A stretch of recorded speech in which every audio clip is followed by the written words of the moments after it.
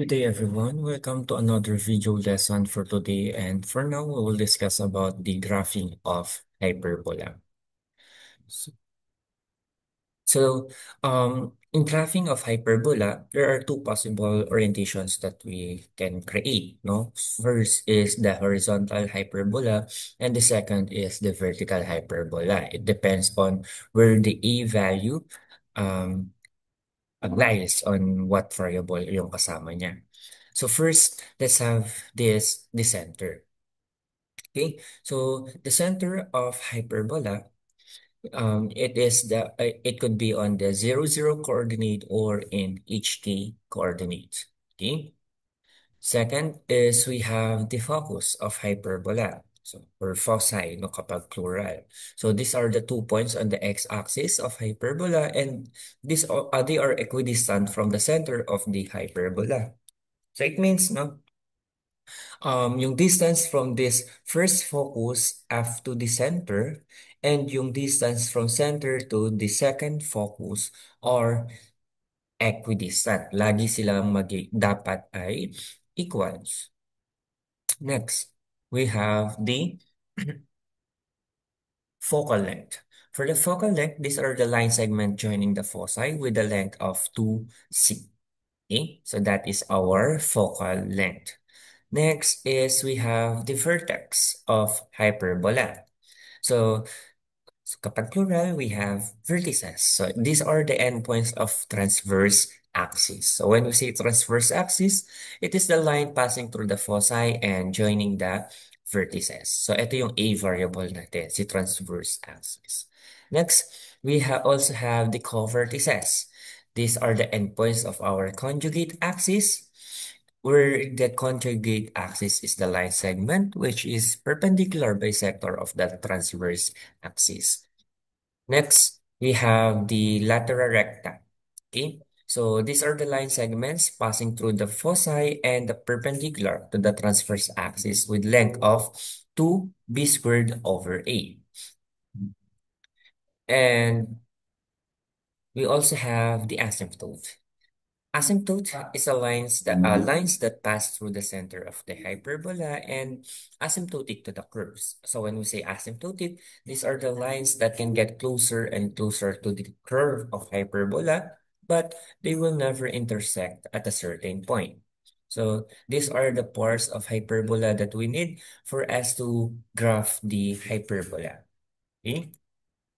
Now, let's have this parts of hyperbola when the center is at the origin.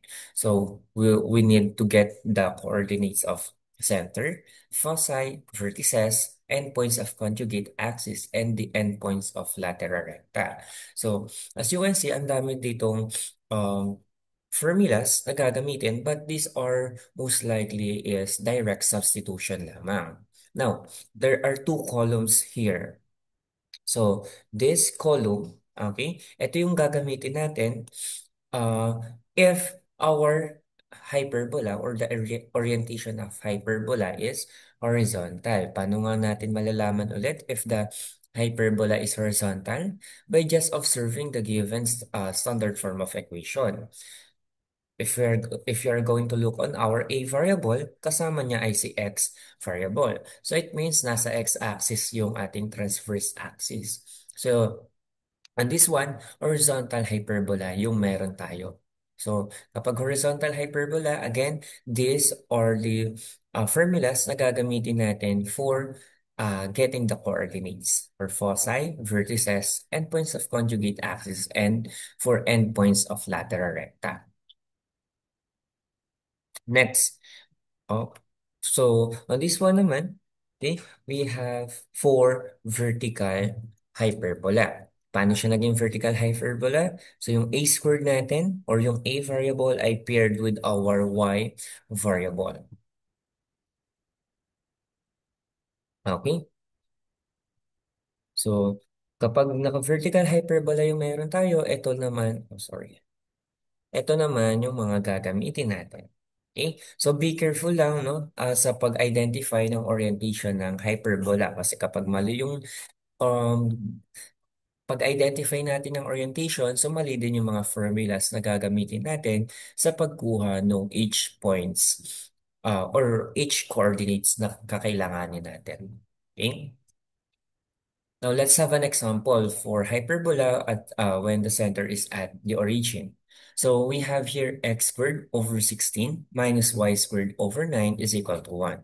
Now before tayo maghanap ng mga coordinates, it is important na alamin muna natin yung kanyang orientation. So we have here um, A is 16 dahil siya yung positive. Again, this is hyperbola. Kung sino yung positive, siya yung A. And it is paired kay X. So therefore, this hyperbola is horizontal hyperbola. Now, after natin ma-identify yung orientation niya, kuhanin naman natin yung kanyang H and K. But in this case, wala tayong H and K. So therefore, the center of our hyperbola is in 0, 0 or is in the origin. Now, after that, we can now solve for A. Okay, solve for A, solve for B, and solve for C. Our A is 16. So that is A squared. Get the square root of 16. It is equal to, sorry, it is equal to 4. Okay. Next, we have b, b squared. So get the square root of 9. It is equal to 3. And for c natin, for c natin, we have the formula a. Okay, we have the formula square root of a squared plus, sorry, yes, squared plus a squared plus b squared. So, in this one, we have 16 plus 9, it is equal to square root of 25. And the square root of 25 is 5. Now, nakuha na natin yung center, nakuha na rin natin yung A, B, and C values. It's time for us para kuhanin naman yung mga coordinates. Now, balikan natin yung table kanina. So, alam natin that this standard form is horizontal hyperbola. So, therefore, ito yung mga gagamitin natin. Okay? Kay horizontal hyperbola.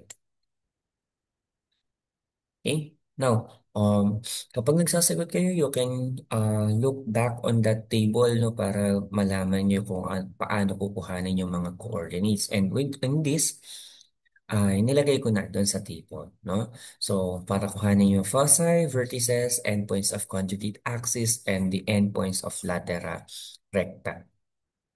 On this one, direct substitution lamang tayo. To get the first focus, we have C, 0. What is the value of C? That is 5. Okay? Then, wait, let me fix this one. So we have here C is 5, then 0. So therefore, the coordinate of the first focus is 5, 0.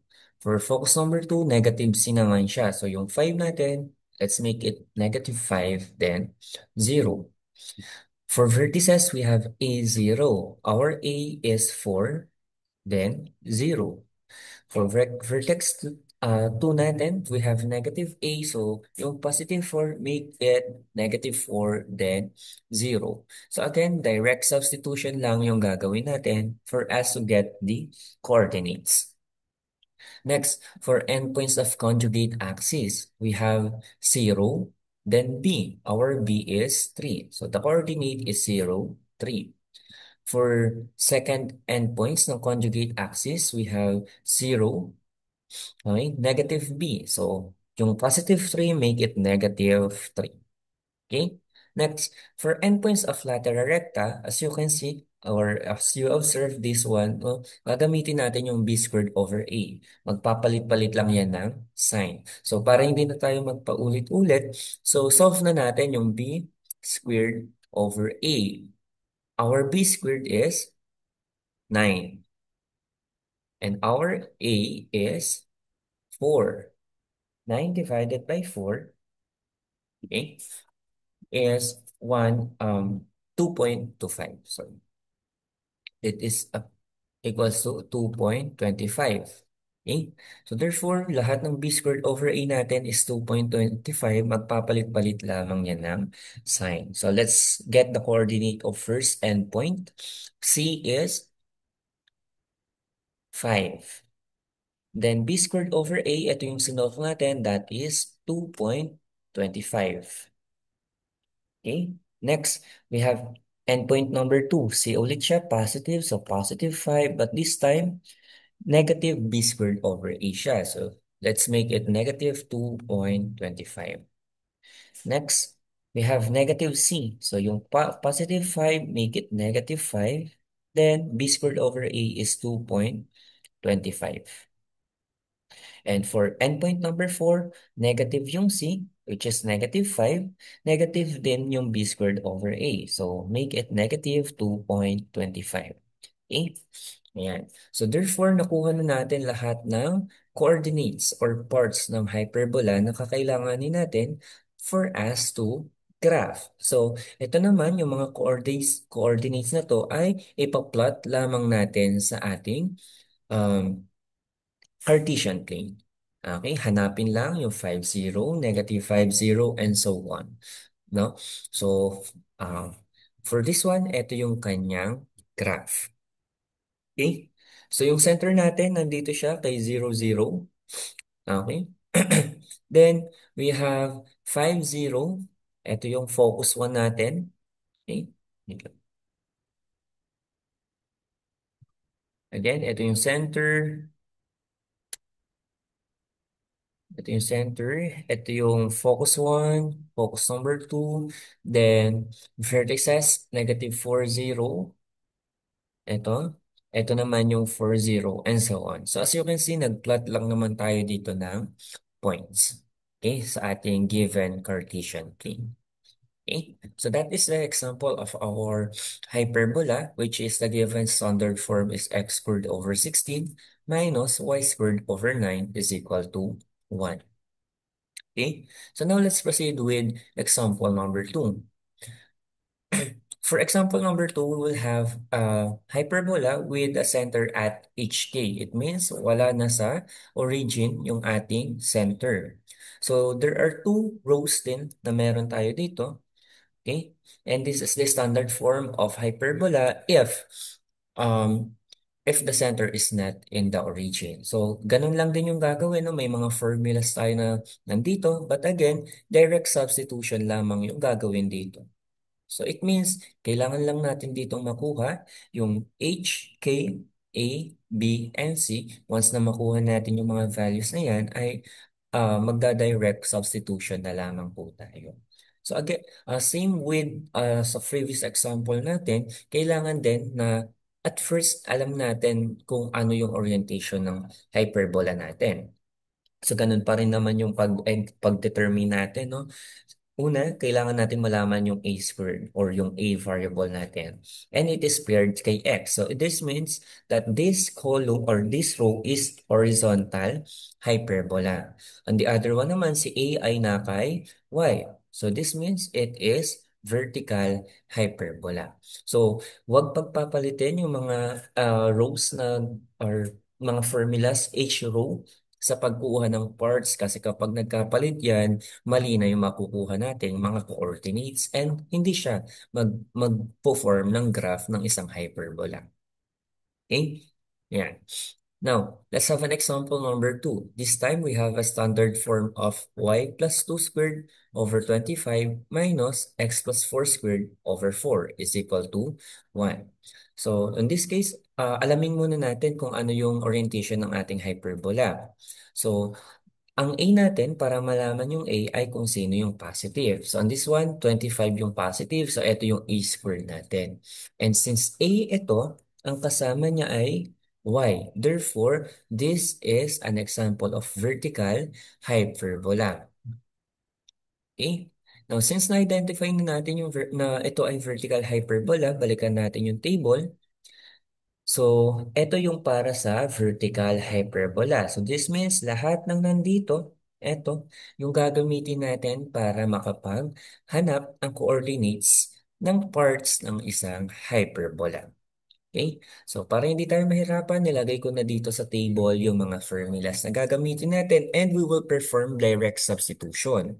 But before tayo makapag-perform ng direct substitution, we need to get the values of H, K. Okay? Our H is, syempre, ang H ay kasama lagi ni X, which is get the opposite of the sign. From positive 4, it will become negative 4. Our K naman, kasama siya lagi ni Y. Yung positive 2, magiging negative 2. And aside from HK, we also need to get the A, the B, and the C variable. Our A is 25, A squared is 25. So get the square root of 25, it is equal to 5. Next, B squared natin is 4. So para makuha natin yung B value natin, get the square root of 4, which is 2. For C naman, get the square root of A squared plus B squared. So that will be 25 plus 4 equals square root of 29. And the square root of 29 is 5.39. So approximately 5.39. So this is the value na gagamitin natin to substitute C value. Now, since nakuha na natin yung H, K, A, B, and C, pwede na tayo kumuha ng mga coordinates by performing direct substitution. So in this one, we have H. H natin is negative 4, so plug in.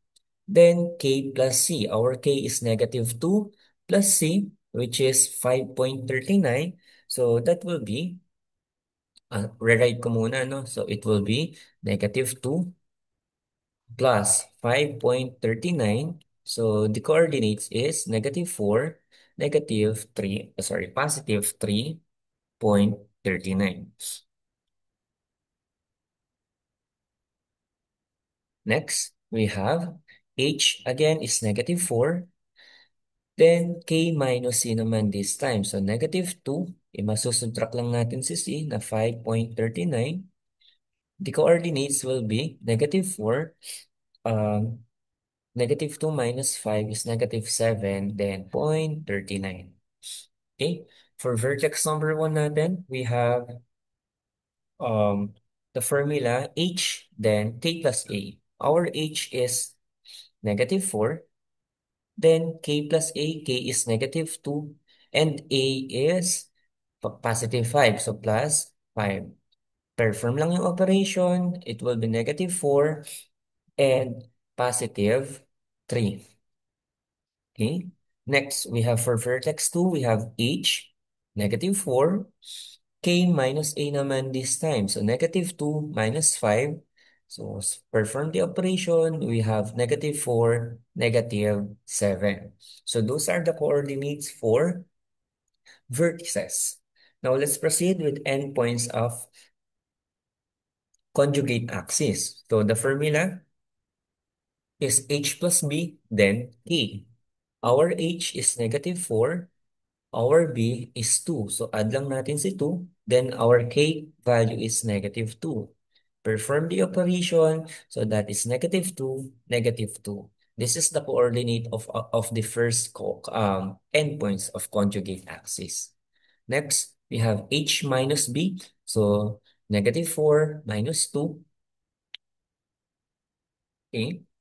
Then K. Our K is negative 2 as well. So we have here negative 4 minus 2, that is negative 6. Then negative 2.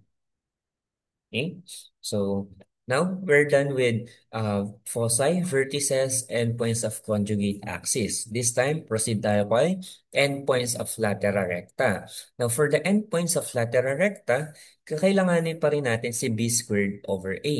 So, for b squared over a, perform na natin, no, yung pagkuha ng b squared over a.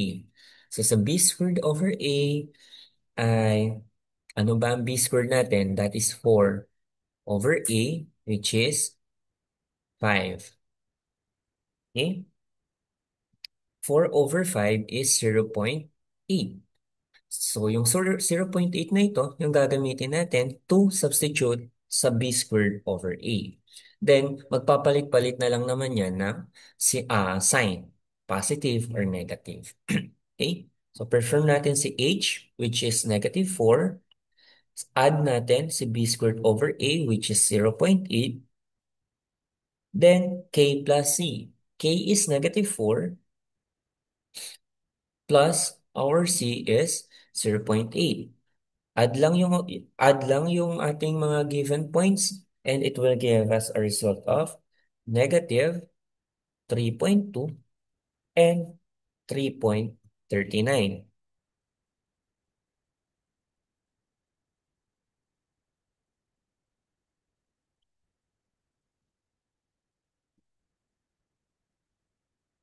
Sorry. On this one, sin natin is not 0.8, 5.39.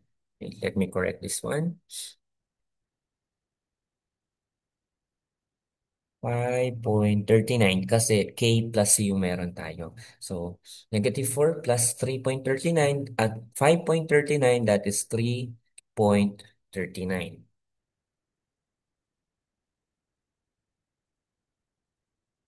Okay? Next, for endpoints number 2 natin, we have H minus B squared over A. So, -4 minus B squared over A is 0.8. Okay? Then, K plus C. -4 plus 5.39. Perform the operation. So we have here -4.8 and -4 plus 5.39 is 3.39. Okay, next. So we have endpoints number 3, H plus B squared over A. Ito ay na-perform na natin on this one. So it means copy lang natin yung given, -3.2.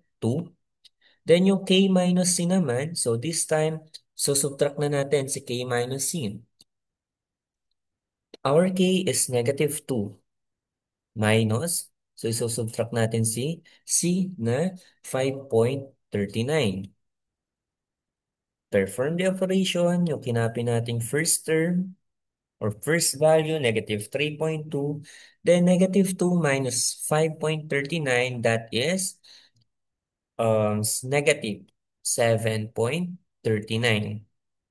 And last, no, we have here, so yung H minus B squared na perform na natin, that is, ito yun, -4.8. Then yung K minus C na-perform na rin natin on this one, copy na lang natin, so -7.39. So, these are the coordinates, no, na gagamitin natin sa pagka-graph and pagpa-plot ng points on the given Cartesian plane. Once na ma-plot na natin lahat yung points, ito po yung magiging graph natin. Okay? So, the center is -4, -2. Yan. Ito yun, -4, -2. The foci are -4, -4, 3.39. So, ito naman siya. Ayan, itong point na to. Another foci focus is -4, -7.39. So, ito naman po yan. Okay? And if you're going to observe or look on each coordinates na meron tayo, no, lahat ng yan yung nakuha natin from this table. Okay? So, ito yung example natin kapag ang hyperbola natin is ang center ay nasa HK coordinates. So, with this, hanggang dito lang muna no, yung ating mga examples. You can look for other examples online for you to practice graphing this type of conic section. That's all for this video. Thank you, everyone.